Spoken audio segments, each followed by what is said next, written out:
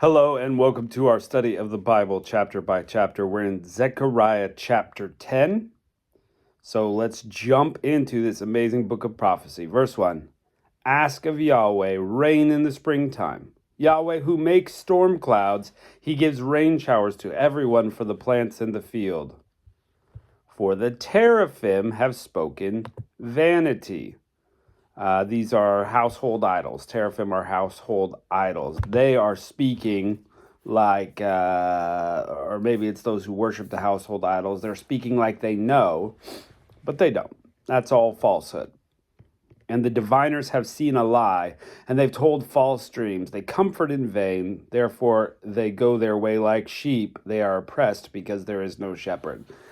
Everybody's going everywhere because they're following false gods. It's crazy out there. But why don't we just ask God for the rain? Okay? Yahweh is in control of that, not false gods or diviners, people saying that they've had dreams.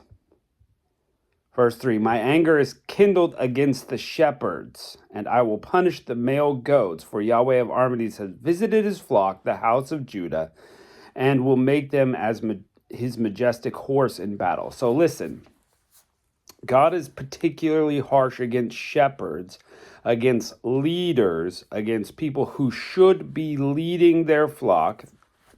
You know, the men who are supposed to be leading, God's going to call them into account.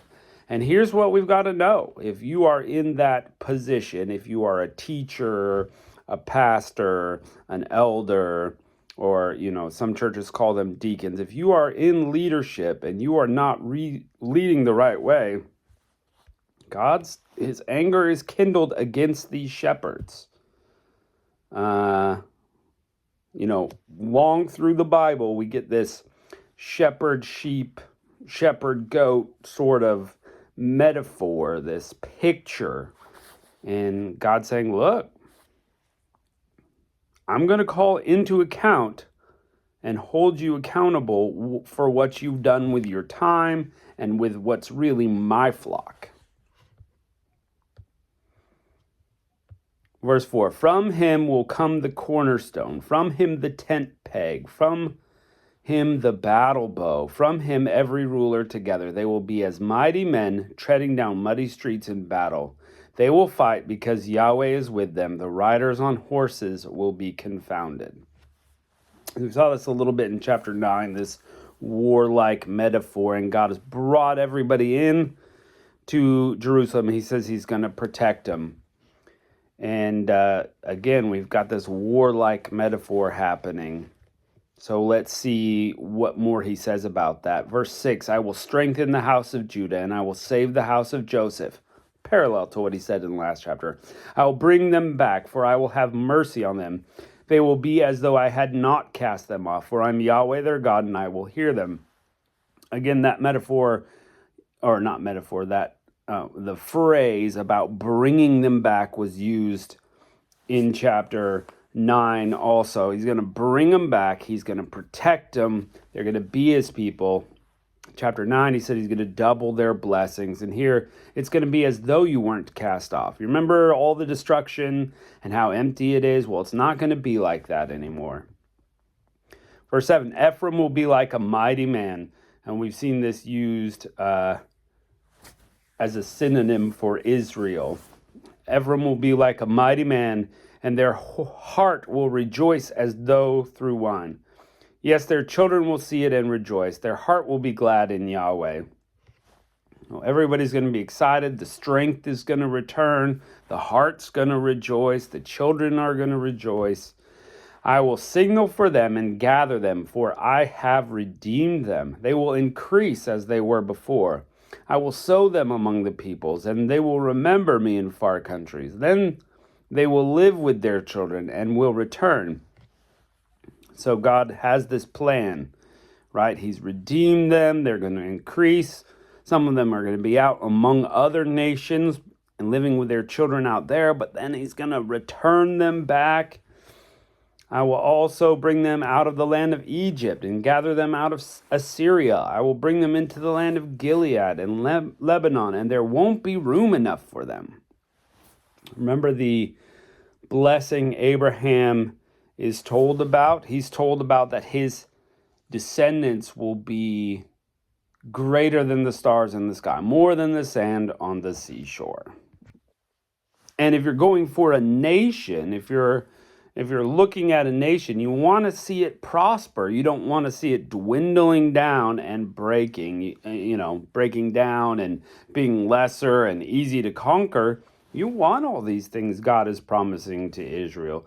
You want to see it prosper. You want to see the nation expand. You want to have a land that's full. There's not enough room. So now we're going to go other places and expand. And our nation and territory will be great. And this kind of classic view is showing that there is hope for Israel, that God has not given up on them. And that's what God is saying here.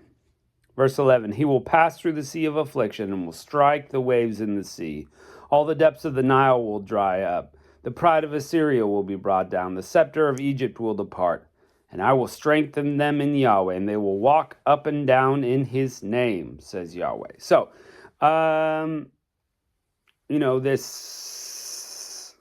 he, possibly we're talking about Jesus, the branch that is going to rule. I think that was in chapter 9 also, talking about Jesus Christ being the center and being lifting up the nation, and he's going to pass through affliction and, all of that.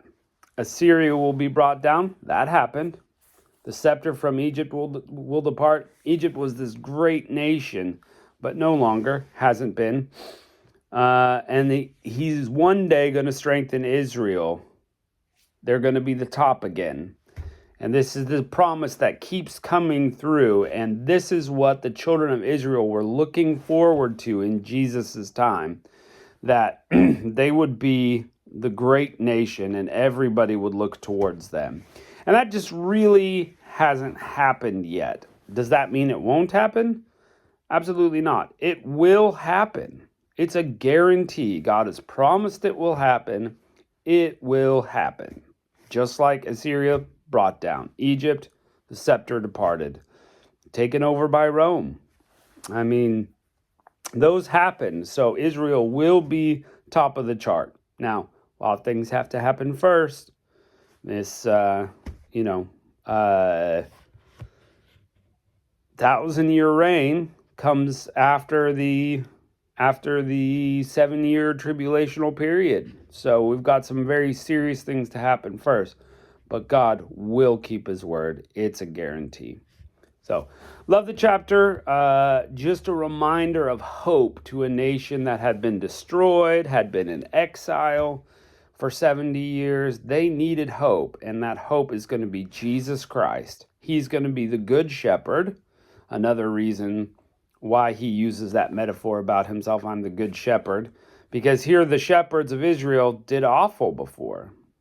Their spiritual nature in Israel was not being held accountable. They were allowed to do whatever they want, worship whoever they want. And so the shepherds were a mess. The flock was a mess. Entered Jesus Christ to say, this is it. I'll be the shepherd. I'm the good shepherd. I'll take care of the sheep. Let's change some things. But we got to allow it. And that's the tough thing. Even in churches today, people a lot of times will get into their feelings. Well, I feel this, I feel that. It doesn't matter what you feel and what you think. You just need to follow what God is asking you to do. That's how easy it could be for us. But, we're sinful individuals and we have our own ideas, and we got to learn how to put those aside to follow Jesus and what he asks us to do. Well, anyway, great chapter. Like I said before, Zechariah is kind of a sleeper sort of book. It's way in the back. People don't typically read it, but man, so good. Love it. Thanks for joining us. We'll see you next time.